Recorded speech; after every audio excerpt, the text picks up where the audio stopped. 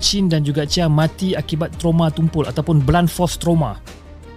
Chia trauma dekat kepala, yang Chin pula trauma kepada kepala dan juga dada.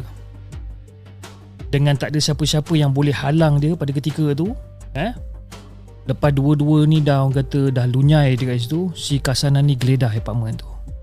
Dia geledah apartment tu, dia kumpulkan barang kemas, jam tangan, telefon bimbit, laptop dan beberapa orang kata wang tunai lah.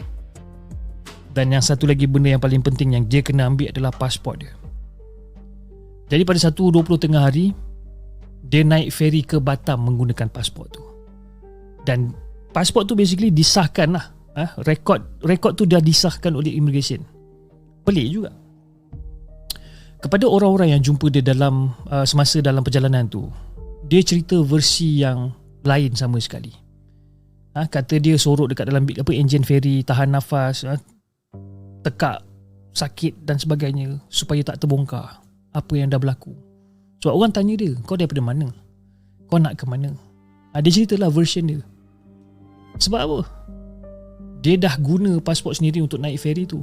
Kenapa nak buat cerita sorok-sorok dekat dalam bilik dan sebagainya? Entah, aku pun tak tahulah. Otak manusia ni buat benda-benda pelik bila orang dalam keadaan tertekan ni. Lebih kurang pukul 2.50 petang macam tu, dia telefon agensi pembantu rumah menggunakan telefon yang menggunakan nombor yang tidak dikenali. Dan Kasana tak cakap banyak. Dia cuma kata yang dia dah buat silap dan orang-orang dekat dalam flat tu patut balik rumah sekarang juga. Lepas tu dia letak telefon.